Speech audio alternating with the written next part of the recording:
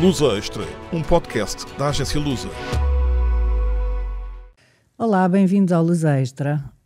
Hoje sou a Maria Deus Rodrigues e hoje tenho comigo o Pedro Caetano, jornalista da agência Lusa, que trata os temas de saúde, para falarmos sobre o que é que se passa com o INEM, que tem estado no topo da pirâmide noticiosa dos últimos meses e em particular das últimas semanas. Pedro, há vários anos que há problemas com o INEM, no entanto agravaram-se nos últimos meses. O que é que se está a passar? Olá Maria, relativamente à situação do INEM, como dizias, a situação não é nova, não é? Já à deriva de alguns anos, mas o primeiro ponto que eu gostava de referir é que há algumas situações, eu considero que o INEM é vítima, entre aspas, de um Serviço Nacional de Saúde que tem muitas fragilidades de resposta e de acesso por parte dos utentes. O que é que eu quero dizer com isso? Ou seja, um exemplo concreto, quando o CODU do INEM reencaminha uma grávida para uma urgência a dezenas de quilómetros da sua área de residência, muitas vezes a 1 hora ou mais de distância, isto na prática acontece porque as urgências mais perto da área de residência estão encerradas, não é? Exato. O que estamos a falar não é, portanto, de uma deficiência direta da resposta do INEM, mas talvez, ou objetivamente, o resultado dos constrangimentos que existem no acesso ao SNS. E a propósito disso, desculpa-me interromper-te, já te deixo seguir esse raciocínio. A direção executiva do SNS, quando foi criada, era um bocadinho para coordenar melhor estes funcionamentos das urgências. E, aliás, eu tenho ouvido alguns responsáveis da própria Ordem dos Médicos dizer que isto está a funcionar mal. Nós temos estes casos, não é? Por exemplo, na margem sul do Tejo, em que todas as urgências de obstetrícia estão fechadas num fim de semana. Que deveria ser a direção executiva a assumir essa coordenação e não serem as próprias unidades a gerir os dias em que estão abertos ou fechados. Também tem falhado aqui a direção executiva, na tua opinião? Eu acho que o essencial é que não se pode coordenar uma coisa que não existe. O que é que eu quero dizer com isso? Se não existem médicos em número suficiente para garantir as escalas, principalmente de obstetrícia e ginecologia, nos vários hospitais, por exemplo, na Margem Sul estamos a falar de 3 grandes hospitais, é normal que esta coordenação caia pela base, porque não havendo os recursos humanos necessários, tem que haver uma elasticidade muito grande para que este funcionamento em rede seja conseguido com o mínimo de constrangimentos possíveis. Mas o problema de base reside o mesmo, não é? Ou seja, a falta de médicos é que é a grande razão para que esses encerramentos rotativos das urgências continuam a acontecer verão após verão. Lá, no fundo, há uma coordenação que tenta ser feita perante uma coisa que não existe. Os médicos é número suficiente. Exato. E digamos, seria possível juntar os poucos médicos que existem numa bolsa que transitava, digamos, pelos hospitais? Ou seja, vamos supor, o Garcia da Horta não abre a urgência obstetrícia porque só tem um obstetra ao sábado, vamos supor. Mas se esse obstetra fosse colocado num outro hospital, juntamente com o outro obstetra que lá está, digamos assim, transitarem, achas que isso era uma solução ou não? E acho que poderá ser, mas a solução não precisa ser inventada. A solução existe no norte do país, não é? Se repararmos bem, o funcionamento das urgências no Porto e na região norte é completamente diferente para melhor do que no Algarve, ou em Lisboa, Val do Tejo e principalmente na Península de Setúbal. E porquê? Porquê é que isso acontece? Isto tem a ver com a organização. O que o Governo tem dito é que quer estender, pode não ser exatamente o mesmo modelo, mas quer criar o que está previsto no programa Governo, criar urgências regionais. Lá no fundo, basicamente, aquilo que se percebe ainda não foi muito detalhado, mas que serão concentrações de urgências numa determinada área, em que a partilha de equipas médicas entre hospitais. Pois. Isto foi ensaiado uma primeira vez quando foi das obras no Santa Maria, na maternidade de Santa Maria, em que os médicos teriam de transitar para o São Francisco Xavier, e houve nesta altura alguma resistência da parte dos médicos.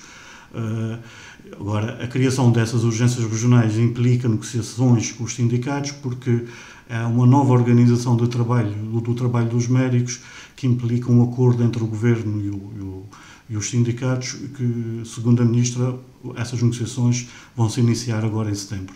Ou seja, vamos ter que esperar ou seja, o verão vai ser complicado, não é? Pois. O verão será sempre complicado, não é? Ou seja, não há nada de substancial que tenha mudado em relação ao verão passado e que já foi complicado. O número de médicos não aumentou, ou se aumentou foi de uma forma residual. O número de urgências que estão a funcionar nesse esquema rotativo continua a ser o mesmo, por isso não há nada significativamente diferente que tenha mudado para este verão em relação a 2024. Exato, do verão passado. Muito bem, voltemos ao INEM. Estavas a explicar que assenta sobretudo nesta falta de recursos de médicos, não é? Depois houve aquela greve em outubro, novembro do ano passado, se não estou em erro, que se juntou a uma greve da administração pública e que gerou ali uma série de problemas que depois foram objeto de uma investigação pela Inspeção-Geral das Atividades em Saúde. Queres-nos contar mais ou menos o que é que se passou? Só, se me permites, só voltar um bocadinho atrás, só para dar um dado que me parece que é bem demonstrativo do que é que se passa no INEM. O mapa de pessoal do INEM para 2024 previa um total de 1.341 técnicos de emergência pré-hospitalar. Que são os que vão nas ambulâncias, certo? E são os que vão nas ambulâncias e também são os que estão basicamente a atender as chamadas nos centros, nos CODU, né? Nos centros de atendimento das chamadas. Dizia eu que o mapa de pessoal previa 1.341 técnicos, mas na prática o INEM tinha ao serviço 840, ou seja, estamos a falar de um déficit de 500 técnicos de emergência pré-hospitalar. Significativo, sim. Significativo. O que faz com que o serviço do INEM seja muitas vezes prestado com base em horas extraordinárias, não é? E isto é uma situação que não é só de 2024, já vem de trás, não é? E paralelamente há aqui uma outra questão que importa referir, porque por isso é que eu digo que muitas vezes o INEM é vítima das circunstâncias, não é? Além de haver esta redução significativa do número de técnicos que na prática estão a trabalhar, tem aumentado nos últimos anos o número de chamadas para o INEM, não é? Em 2021 a média de chamadas por dia era 3.700, mas em 2024 já passaram para mais de 4.000. Ou seja, estamos aqui com uma situação em que há menos técnicos para dar resposta a mais chamadas, não é? E o que é que se deve a esse aumento das chamadas, sabemos? Não sei garantir exatamente qual é a razão do aumento das chamadas. Será falta de resposta ao nível de centros de saúde ou não tem nada a ver com isso? Pode ser eventualmente isso, pode ser um aumento da população que existe em Portugal, quer dizer, há várias razões, não conheço objetivamente as razões que levam a esse aumento de chamadas, não é? Já no atual, é que são mais pedidos para menos técnicos. Menos operadores e menos técnicos no terreno, não é? Ou seja, a oferta é muito menor que a procura, é maior do que o INEM tem para oferecer em termos de resposta. Como é sabido, o INEM já abriu um concurso para 200 técnicos que estão em formação e está aberto neste momento um segundo concurso para outros 200. Estamos a falar de 400, é verdade que nem todos vão terminar a formação, porque é muito exigente e muito demorada, mas é um reforço significativo que pode, de alguma maneira, atenuar a falta de técnicos que ainda existe. Assim, há aquém daqueles 1.300 e tal que referias há pouco, que seria o necessário. O déficit em 2024 era cerca de 500, não é? Eu não sei se, antes de entrar na greve, se calhar uma breve nota relativamente ao que é que se prevê que seja o INEM daqui para a frente. Não é? Não se sabe muito, mas sabe-se basicamente duas coisas, que o Governo, a Ministra, já tem anunciado que quer fazer a refundação do INEM e não se sabe ainda em concreto como é que vai ser essa refundação, mas sabe-se que, porque está no programa do Governo, que o Governo quer transformar o INEM numa Autoridade Nacional de Emergência Médica, não é? Deixa de ser um Instituto Público para passar a ser uma Autoridade Nacional de Emergência Médica. Como e quando, vamos ter que esperar, acho eu, pelas conclusões de uma comissão independente que foi criada pelo Ministério para apresentar uma proposta de nova organização do INEM. Esta comissão foi criada em março e tem um prazo até ao final do ano para apresentar a sua proposta. Só a partir daí é que, efetivamente, poderemos começar a deslumbrar o que é que será o INEM no futuro. Relativamente à greve. A greve, como é sabido, houve uma greve às horas extraordinárias, apenas às horas extraordinárias dos técnicos do INEM, começou no final de outubro e prolongou-se pelo início de novembro. Há um dia que é essencial para se perceber o que é que se passou, que é o 4 de novembro, quando esta greve do INEM coincide com outra greve da administração pública. A greve às horas extraordinárias do INEM coincide com a greve geral da administração pública, e este dia foi um dia um bocado caótico na atividade do INEM, que a própria IGAS, a Inspeção-Geral de Atividades em Saúde, considerou ter sido especialmente crítico. E porquê é que foi especialmente crítico? Porque, na prática, este dia foi uma espécie de tempestade perfeita no INEM. Porque aconteceram duas coisas em simultâneo. Um número reduzido de técnicos a atender as chamadas e, simultaneamente, um recorde de chamadas para o número mais elevado desde 2023. Só para se ter uma ideia, foram recebidas 131 chamadas para o operador neste dia, 4 de novembro, que foi mais do dobro do registrado no dia anterior e o triplo das chamadas de 4 de novembro de 23 no ano anterior. Pois. Ou seja, com muito menos técnicos, houve muito mais chamadas. Mais solicitações. O resultado foi aquilo que já se sabe, ou seja, mais de metade das 7.300 chamadas feitas para o INEM, chamadas de socorro para o INEM, não foram atendidas. Não é?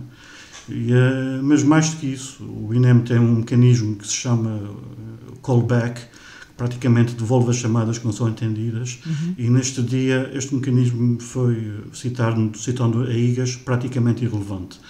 Ou seja, das chamadas não atendidas apenas foi feito o retorno de 150, ou seja, 3% das 4.800 chamadas perdidas é que foram devolvidas.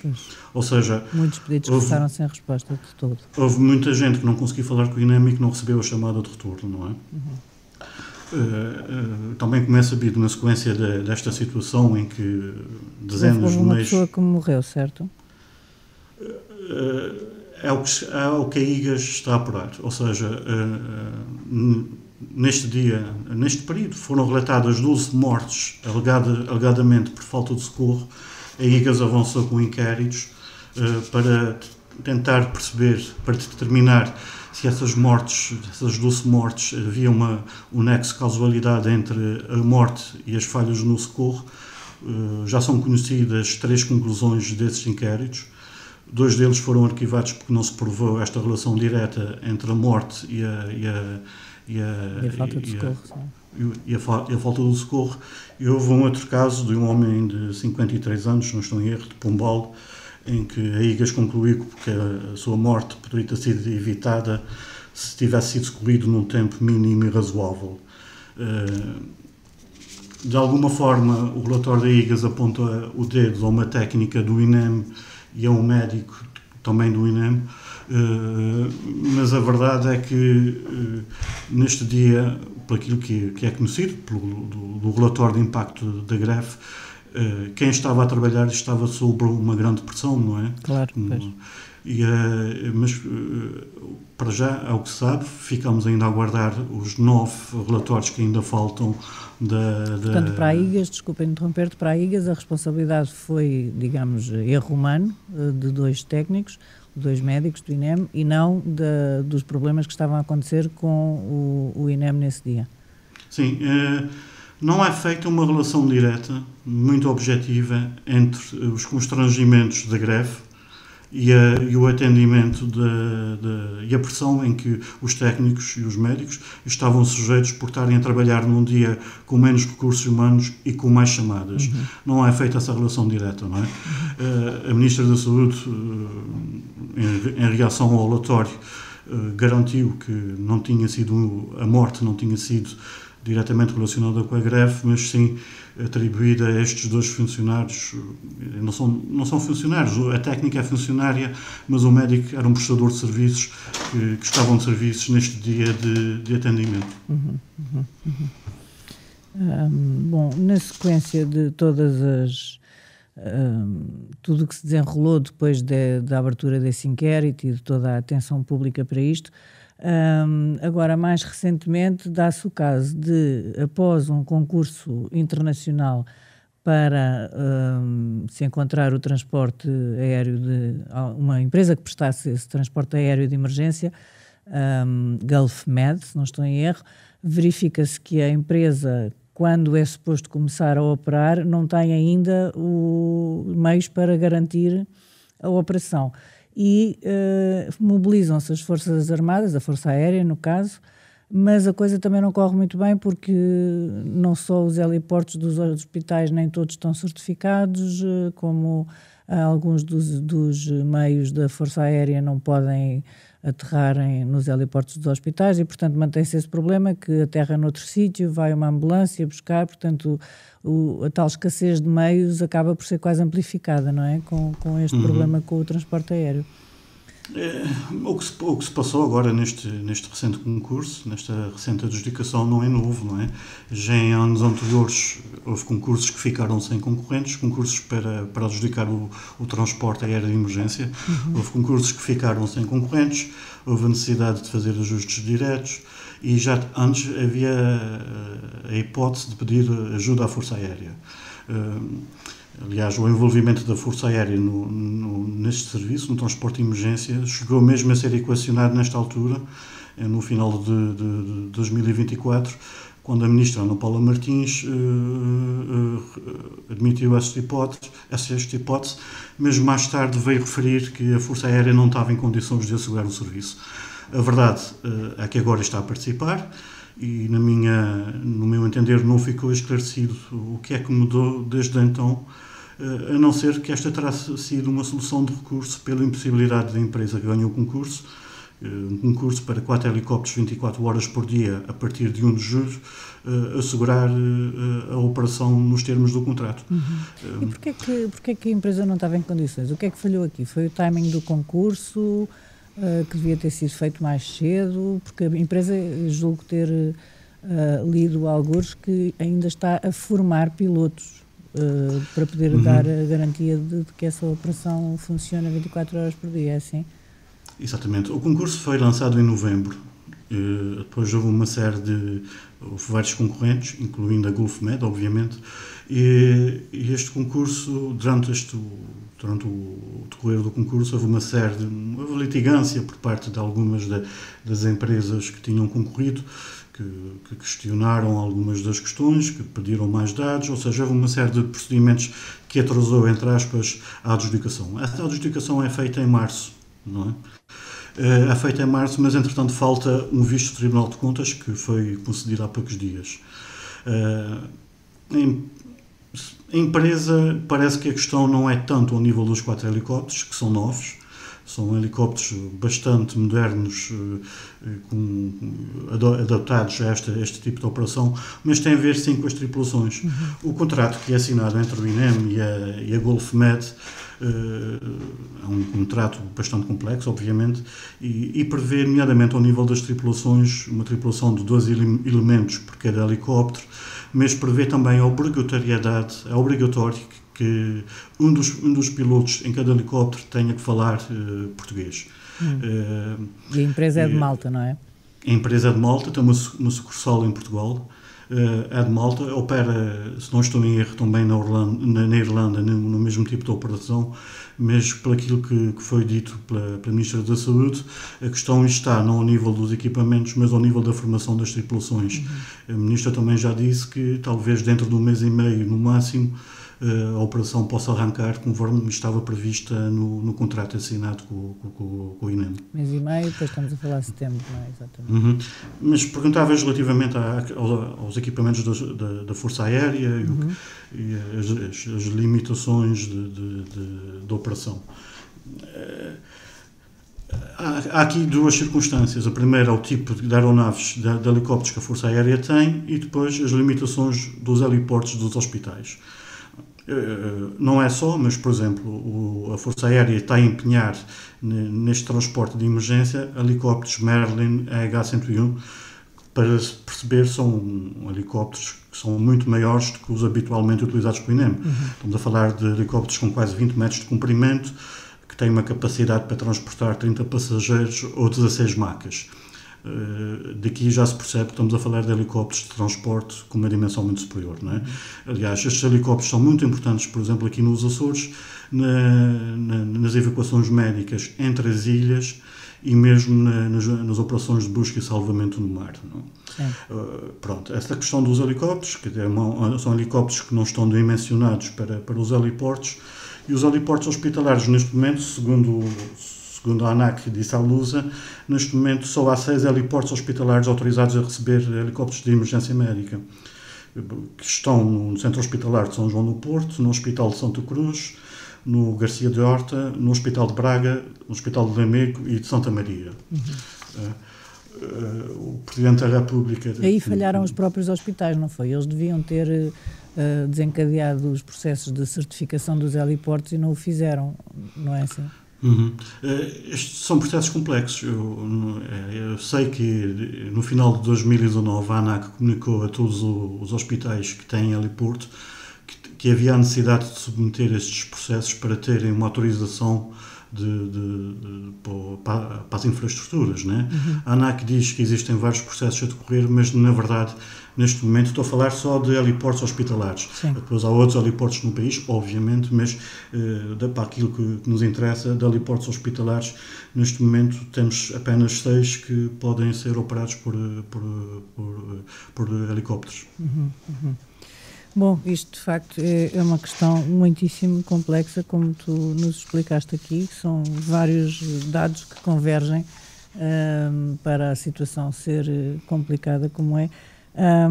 O que é que podemos esperar? Já nos disseste que a tal comissão que foi criada em março, que apresentará uma proposta até lá para o final do ano. Estes problemas não vão ser fáceis de resolver, certo? Estes problemas não são fáceis de resolver, porque, mas também não acho, mas acho que têm solução, não é? Acho que têm solução, porque a questão do financiamento, o Governo garante que o INEM já não precisa de transferir os milhões de euros anuais que transferia para a conta da sua conta de gerência para a CSS, ficando este dinheiro em caixa, digamos assim, à capacidade de investimento. Ao reforço de 400, não serão 400, mas os concursos apontam para isso. O reforço de 400 técnicos de emergência também pode dar ali um novo oxigênio à capacidade de resposta do INEM. Também está em curso, ou vai arrancar, a renovação da frota. Há aqui alguma expectativa para perceber na prática o que é que resulta de uma transformação do Instituto Público em Autoridade Nacional, mas a verdade é que chegou a uma situação em que alguma coisa tem que ser feita, não é? Exato. E também o Parlamento também vai ter uma comissão de inquérito que vai começar a trabalhar para tentar perceber exatamente ao pormenor o que é que se passou no INEM, desde as responsabilidades políticas até de gestão e nas várias áreas. Ou seja, chegou-se a um ponto em que parece-me que é irreversível que tenham que haver decisões para que uma resposta que é dada pelo INEM, e essa resposta não pode falhar, porque o que está em causa muitas vezes é a diferença entre a vida e a morte. Exato. Mas também um grande sentimento de insegurança de muitas populações pelo país fora, não é? Nomeadamente no interior, nomeadamente aqui em Lisboa e Val do Tejo, onde as coisas não funcionam tão bem, não é? Há com certeza um grande sentimento de insegurança das pessoas, não é? É isto, aliás, este foi o argumento que a Ministra da Saúde percebeu bem que existia na opinião pública, e que levou a que ela chamasse assim a competência direta do INEM, que estava numa secretária de Estado, logo a seguir à greve. Né? Como é sabido, a Ministra Ana Paula Martins chamou assim a competência direta do INEM, alegando que o assunto era bastante importante e com a necessidade de dar confiança aos portugueses, aos utentes, no serviço de emergência médica, chamou assim essa competência direta. A verdade é que isso foi em novembro, estamos à beira do verão, para já não houve grandes mudanças, mas é como eu digo, estou convencido que perante a situação atual e a importância e a relevância do serviço, Não há volta a dar, o INEM tem mesmo que sofrer alterações significativas. Mudar qualquer coisa, exatamente. Exatamente. Pedro, muito obrigada. Ficamos por aqui, por hoje. Lusa Extra, aos sábados, sempre aos sábados, com o Rigor da Lusa. Uma produção da agência Lusa, disponível em lusa.pt e nas plataformas de podcast.